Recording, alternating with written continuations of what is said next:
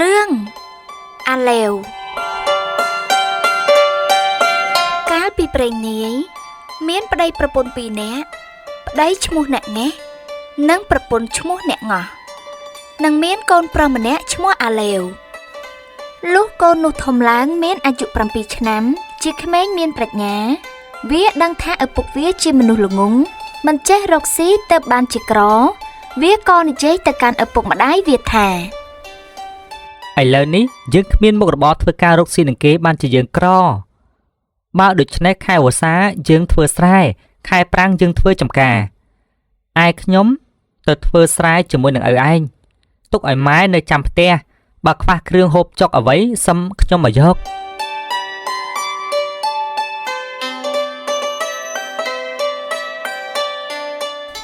ទៅនៅស្រែបានយូរបន្តិចអាឡេវនឹកចង់ស៊ីនំវាក៏រកវិធីបោកឪពុកដោយរកលេសថាទៅយកម្លូស្លាមកស៊ីនៅតាមផ្លូវមានវត្តមួយវាក៏ចូលទៅថ្វាយបង្គំលោកឲ្យលោកកោសក់ឲ្យលុះដើរជិតដល់ផ្ទះវាយកសំពត់ទទួលក្បាលហើយធ្វើជាយំប្រាប់ម្ដាយថាពុកគាត់ស្លាប់ទៅហើយអូពុកវាហើយពុកវាមិនក៏ឯងស្លាប់ចោលប្រពន្ធកូនបែបនេះមិនគួរណាឯងអាយុខ្លីបែបនេះសោះអ្នកម្ដាយអើយកុំយំអីបើអ្នកម្ដាយចេះតែយំធ្វើម៉េចនឹងធ្វើបន់បញ្ជូនបន់ទៀនទៅឲ្យឪបានទៅរំពេចនោះអ្នកងោះគាត់ក៏មនីធ្វើនំអន្សមចំណៃចំណុកឲ្យអាឡេវរែកយកទៅធ្វើបន់ឲ្យឪពុកវានេះនំអន្សមចំណៃចំណុកម៉ែធ្វើរួចរាល់ហើយអាឡេវឯងយកទៅធ្វើបន់ឲ្យឪពុកឯងចោះម៉ែមិនហ៊ានទៅទេម៉ែទទួលយករឿងនេះមិនទាន់បានឡើយបានម៉ែអាឡេវរែកនំចំណីបានពាក់កណ្ដាលផ្លូវក៏អង្គុយស៊ីលុះត្រាតែឆ្អែត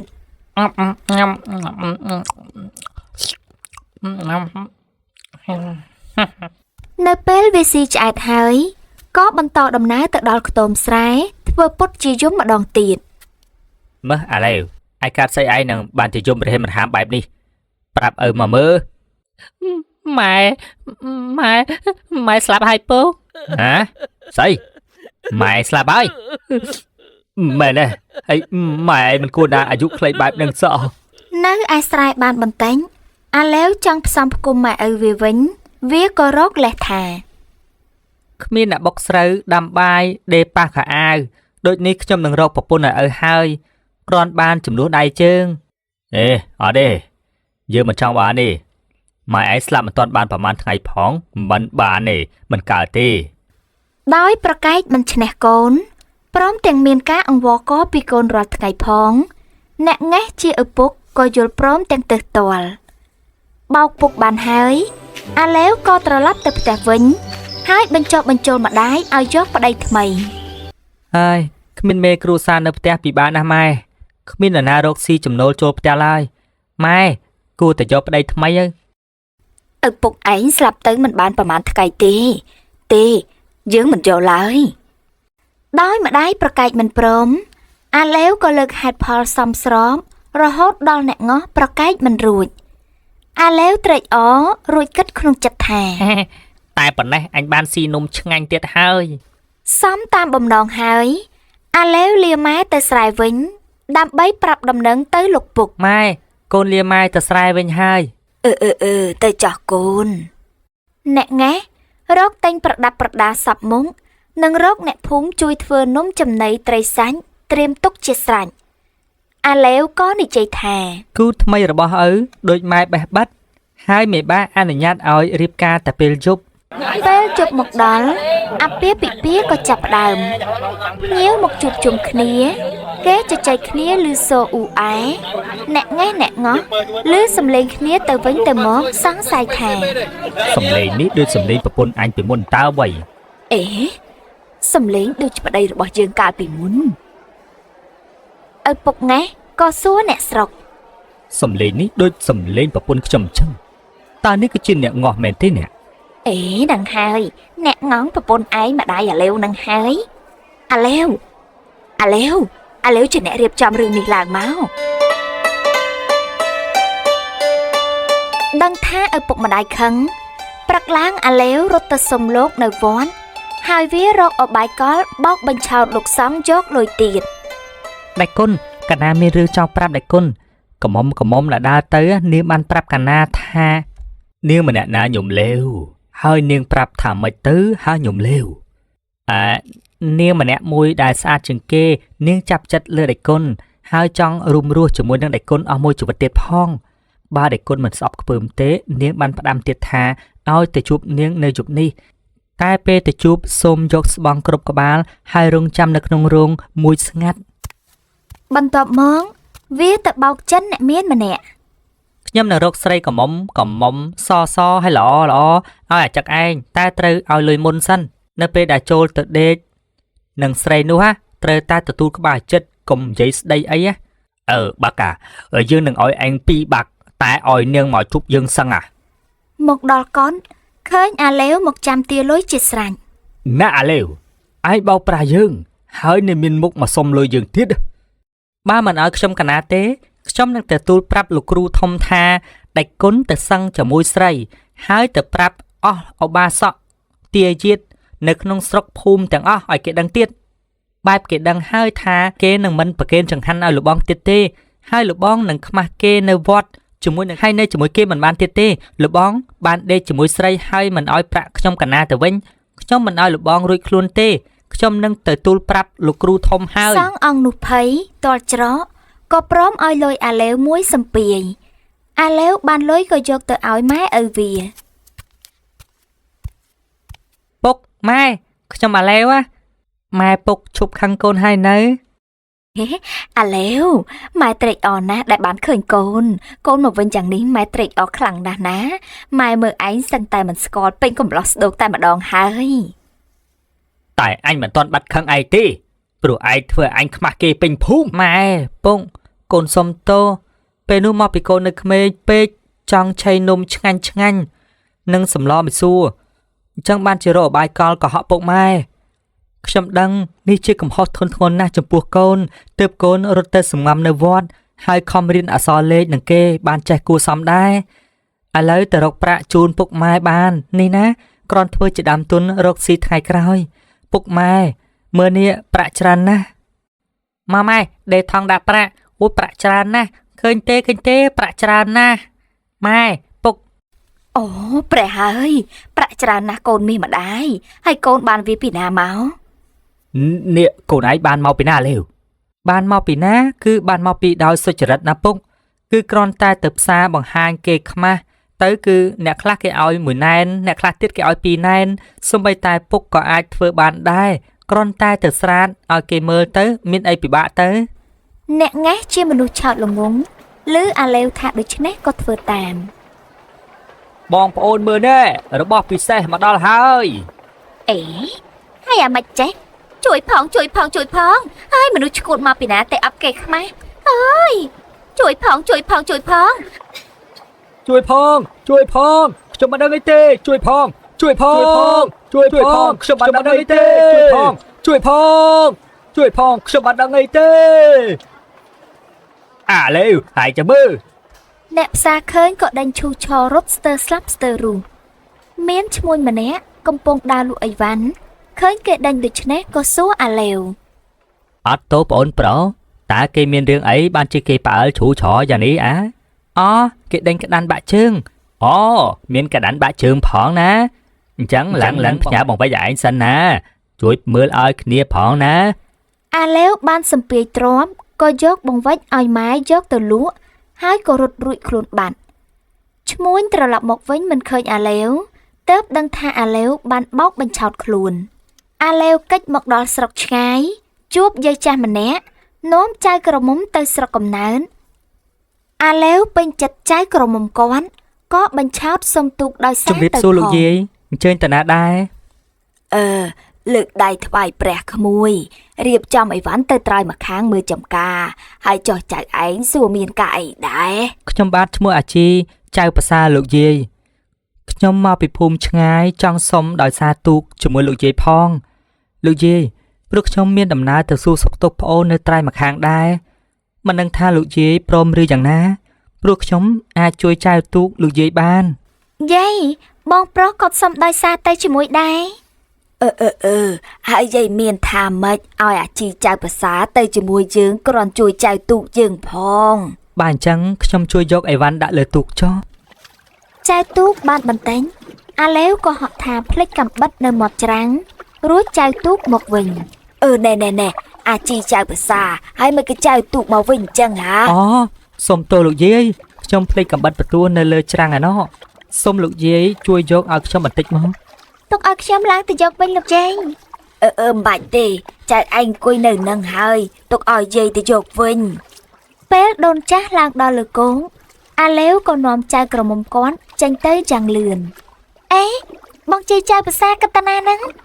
លោកយាយកុំតាន់អាទៅលោកយាយជួយផងលោកយាយជប់សិនអាជីចៅភាសាយកអញទៅផងចៅក្រមុំរបស់ដូនចាស់យំសោកសៅអាណិតយាយរបស់នាងអាឡេវលួងលោមទាល់តែនាង ព្រោះតែស្រឡាញ់ពេកទើបដាច់ចិត្តពង្រត់មកនេះចាំគាត់បាត់ខឹងសឹមយើងត្រឡប់ទៅជួបលោកយាយវិញណា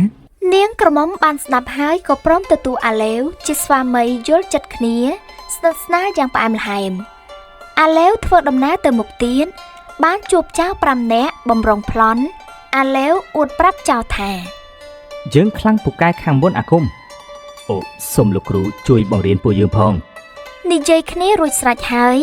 ទើបនាំគ្នាទៅរកកន្លែងរៀនទៅដល់កោះមួយវាប្រាប់ឲ្យជីកស្រះមួយយ៉ាងធំហើយរៀបចំពិធីតាមវាបញ្ជាបន្ទាប់មកវាឲ្យចៅកោសក់ទាំងអស់គ្នាស្រាតសម្ពុតរួចចុះទៅងូតទឹកដោយសូត្របាលីអត់ដង្ហើមម្នាក់7ចំបើចង់ពូកែឆាប់ត្រូវធ្វើព្រមគ្នាចាំមកល្អលើកដៃប្រណម្យហើយបែរមុខទៅទិសខាងលិចអញ្ចឹងល្អហើយចាំសូត្រគាថាតាមយើងណាបើសូត្រហើយត្រូវតែមុជទឹកក្នុងឲ្យបានជ្រៅឬទេហើយទន្ទិញធម៌ថាអូមហាស័ក្តិសិទ្ធិគ្រប់7ដងហើយងើបឡើងវិញរួចត្រូវសូត្រមន្តគាថារបស់យើងទៀតហើយមុជចុះទៅវិញឬទេបានលឺហើយនៅពេលដែលពួកចៅកំពុងសូត្រគាថាឆ្លៀតពេលនោះដែរអាឡេវក៏បានរត់បាត់ទៅពួកចៅដឹងថាខ្លួនត្រូវអាឡេវបោកប្រាស់ខឹងណាស់គិតរកអាឡេវឃើញនឹងសងសឹកអាឡេវនឹងប្រពន្ធលើកក្តោងចេញសំពៅមួយជប់មួយថ្ងៃទើបដល់ភូមិមួយដែលមានសុទ្ធតែស្រីអាឡេវដឹងថាជាភូមិក្រុមចៅក៏បោកប្រពន្ធចៅធ្វើជាគ្រូទាយបើតាមជើងលេខប្តីអ្នកទាំងអស់គ្នានៅមកដល់នៅថ្ងៃស្អែកនេះហើយក៏ប៉ុន្តែអីទៅលោកគ្រូហើយមានរឿងអីទៅលោកគ្រូនៅយប់នេះនឹងមានព្រាយក្បាលត្រងោលអាក្រាតកាយស្លៀកស្លឹកឈើរត់ចូលមកផ្ទះអ្នកទាំងអស់គ្នាបង្កើតជារឿងធំណាស់អូលោកគ្រូរឿងធំណាស់តើធ្វើយ៉ាងណាទេជួយកូនចៅផងទៅលោកគ្រូអញត្រូវលេងពួកចៅទាំងអស់នេះឲ្យចាស់ដៃម្ដងទៅបានវាងាយស្រួលទេត្រូវធ្វើដូច្នេះយប់នេះអ្នកទាំងអស់គ្នាត្រូវកាន់ប្រណុងម្នាក់មួយ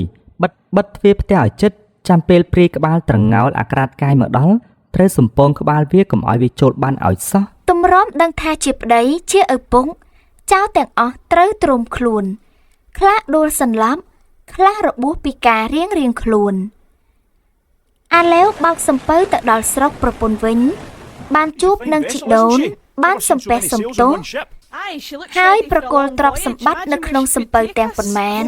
ជូនជីដូនទាំងអស់អាឡេវរៀបចំសង់ផ្ទះរកខ្ញុំកំដរឲ្យបម្រើជីដូននិងប្រពន្ធអាចៅយាយហើយចៅមកវិញហើយហើយចោអាជីចៅភាសាវាមានធ្វើបាបចៅយ៉ាងម៉េចខ្លះទេហ៎គាត់មិនមែនឈ្មោះអាជីចៅភាសាទេយាយគឺគាត់ឈ្មោះបងលេវគាត់ស្រឡាញ់ខ្ញុំដោយស្មោះមិនដែលធ្វើបាបខ្ញុំម្ដងឡើយហើយត្រឡប់មកវិញនេះគាត់បាននាំយកទ្រព្យសម្បត្តិជាច្រើនមកជូនលោកយាយទៀតផងសូមលោកយាយអភ័យទោសផងហេតុតែខ្ញុំស្រឡាញ់នាងពេកបានជាខ្ញុំប្រើបាយកលនេះតែខ្ញុំស្រឡាញ់អូនមុំធ្វើជាប្រពន្ធពិតហើយខ្ញុំបានយកទ្រព្យសម្បត្តិមកច្រើនណាស់សូមលោកយាយយកទុកប្រើចោះខ្ញុំសូមតែបន្តិចបន្តួចយកទៅផ្ញើពុកម្ដាយខ្ញុំទេ